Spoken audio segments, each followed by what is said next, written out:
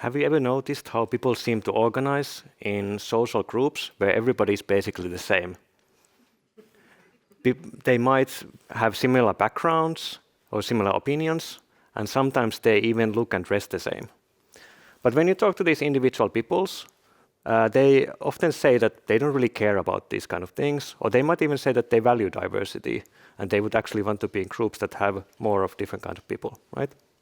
And I do believe them. I don't think they're lying. But still, somehow, what we see, like how homogeneous group we see, it's not explained by these individual choices. So there's something else going on here. For example, if you look at this picture here, there's like around 20 people there. And would you think that all of them would have said that, no, I'm not stepping into this room if there's even a single non-white older male there? Like, I don't think so. Similar kind of things are also happening online. Some people say that you can really see political polarization happening online, and they even blame social media for that. Others talk about echo chambers or bubbles where people just interact with similar others. But to which extent is this true? How much of this kind of bubbles are there in social media? And is the polarization really growing? And what is to blame? What is the reason for this? Is it the algorithm, or is there something else going on here? To analyze this, these are basically questions of structure of these social systems. And to analyze this, we can represent these social media as networks. Here's some picture of how these networks might look like. And here the people are nodes, and they are connected if there's some sort of interaction between them, or for example, if they're friends in the social media platform, depending on what kind of questions we want to ask. And once you start to represent these systems like this, you can start seeing this structure. For example, here there are two groups of people that are very homogeneous within the group, and there's a lot of connections between them and very few connections between them. So how would you build these kind of networks? Well, you can start by using social media data. So for example, we have been working on data from Twitter of like tens of millions of tweets. And currently we are working on data on Blue Sky with hundreds of millions of posts. But you could also work on things like Reddit or TikTok. They also share this kind of data for researchers. So how would these networks look like? Here I'm giving an example of one of the networks we have built. This is this network on discussion on immigration in the Finnish parliamentary elections in 2019. And here again, the nodes are people, and there's a link between the people if there's at least one retweet between them. And in this kind of political context, what this means is that you're basically agreeing on the topic that you're talking about. So these are sort of like an agreement networks. And now you can start seeing these structures also here. You can cluster these networks, and we have done with the clustering algorithm. And we have got the two clusters we found, red and blue. And this you can think of this as a structural polarization, because the polarization is in the structure. So there are these groups of people who agree among themselves, but don't agree too much across the groups. And now the question, of course, is that does the structural polarization, does it correspond to opinion polarization? Well, it's easy to check what kind of discussions are going on in these clusters or in these bubbles. And you can clearly see that the blue bubble is a pro-immigration cluster, and the red bubble is an anti-immigration cluster. And if you are sort of been to these social networks, you might be in one of these bubbles, and it might be even a bit shocking what kind of content is in the other bubble. Right. So what can you do now with these things? You can start now looking at these questions that, okay, is the polarization growing online? So for example, here I'm now plotting the same immigration discussion network, but in the 4 years after, so in the 2023 elections. And you can see again that we can again find these two bubbles, so these two clusters, but now they seem to be starting to drift apart. And so what this means that the clusters are now more densely connected within, and there's fewer connections across the bubbles. So there's like less surface between these two bubbles where people agree with each other. Now it would be, of course, nice to also measure these kind of things, not just look at pictures of all the different kind of networks you can build. It actually turns out that this has been more difficult than it sounds in the beginning, and many people have gotten it wrong in the literature. So we have, for example, shown that most of the methods in the literature would find high polarization in random networks. There's also other kinds of problems. Often in this kind of computational literature, when you compute polarization, it's thought of as this kind of single-dimensional object. But then if you look at some other literature, let's say in political science, there's more nuance to it. So there's multiple aspects to polarization, and this is also something we have been working on. Just to give you an example of this, kind of how would we measure these, I'm showing this plot that shows the polarization values that you can measure from this Finnish discussion around the elections. And here the black dots are polarization, or they are different, representing different topics. So this is like immigration, climate change, and so on. And the crosses are the same topics, but now in the elections after, so elections in 23. And on the vertical axis, you can see the polarization scores within single topics. So this is just telling that how many connections there are within the clusters versus across the clusters. And you can see that while everything has been quite polarized already in the 2019 elections, things has clearly gotten more polarized in the next elections in 23. There's actually something more interesting happening on the horizontal axis. Here we are looking at this alignment of polarization, which is basically telling that how aligned are these bubbles. So if everything is fully aligned, what happens is that if I know your opinion or bubble in one of the topics, I will know it in all of the topics. And this is the more harmful kind of polarization, because this means that you cannot agree on any topic with the opposing side. And this has been like dramatically growing, as you can see. That's very different now in 23.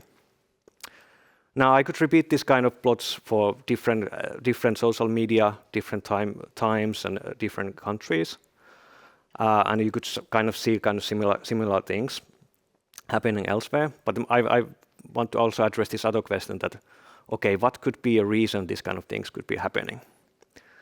And to do this kind of things, what we usually do is we resort to simple models. And here I want to define a very simple model first, where you can imagine that we put in a lot of people and we let them rewire the connections according to some rules, and we are simulating how this happens. And in this model, people are meeting randomly, but they have a small or big tendency to form connections within the groups.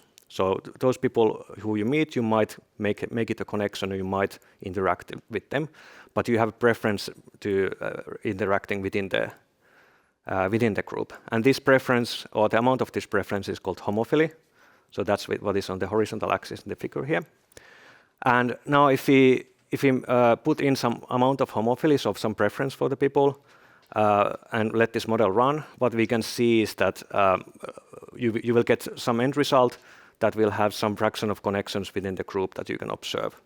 So if there's like very little homophily or no homophily at all, then half of the connections are within the groups, and half of the connections are between the groups if the groups are of equal size. So this is the one extreme. And once you start increasing the amount of homophily, the groups will start to go apart, and there will be the fraction of connections within the groups is going to go to 1, and you will have 2 separate groups. So there's nothing interesting going on in this model yet. So as much homophily as we put in is the amount of connections we see within the groups. But there's something that is not realistic in this model, is that people are not meeting each other randomly, not offline or not on social media. So we need to add another mechanism, because how you would typically meet people, let's say offline, is that you would meet them through your existing friends. So you would be connecting to friends of friends. And this is called triadic closure. This is also something that is happening in social media via recommendation algorithms. So this is basically how many of them work. And now what happens when we do this is something interesting. Is this red curve here.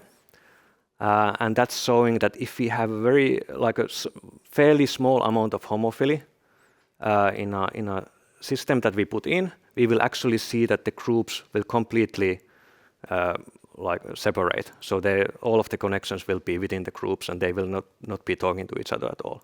So there's this kind of amplification of homophily going on in this model. So what does this mean?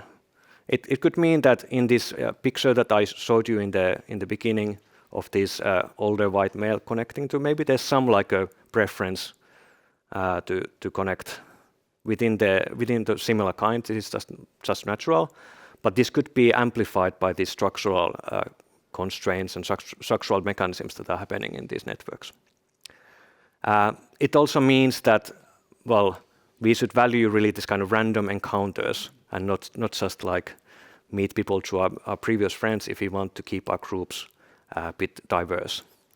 It also means that when you're designing algorithms for social media platforms, these kind of things can make a difference on what is the end result, because there can be this kind of emergent structures in the social networks that is just interactions between these mechanisms. This is by no means not the only emergent property that you could measure or see in social networks. There's many others, and I just want to give you a quick example of another kind of things that we've been working. And here the idea is that instead of this triadic closure mechanism, so meeting people through existing friends, now we do another mechanism. So otherwise everything is the same. And this mechanism is called preferential attachment. So this just means that you are more likely to get new friends if you already have a lot of friends. Or in social media, if you already have a lot of attention, you are more likely to get more attention. So it is kind of typical rich get richer mechanism that you see across all the social networks and many other kind of networks. So what happens here is quite interesting. So in this case, you only need a very, very small amount of homophily, so this preference to connect within similar people. And the end result is kind of emergent core periphery structure. And what this means is that one of the groups becomes the core, so they will get almost all the connections. So they're very tightly connected among themselves, and then they're connected to the periphery. And then the periphery will get very few connections. So the core has all the social capital in this network, and everything goes through the core. So this means that there's this kind of structural inequality in place. And what is also interesting that either of the groups could pick up the core or periphery if we would start from a random network. So it's just by random chance, in a sense. Or put in another way, if you are already in one structure, so one of the groups is the core, another one is the periphery, it's very difficult to go back on this. So there's this kind of persistent structural inequality that you see here. We have also fitted this model to some data, for example, looking at business networks in Norway, where they did this kind of affirmative actions to make the situation better for women who were originally in this kind of weaker position. And you could really see that because of this kind of persistent structural inequality, it took much longer to have the effect than you would have expected otherwise. So in summary, polarization and inequality can be manifested in social networks, and we can measure these kind of things.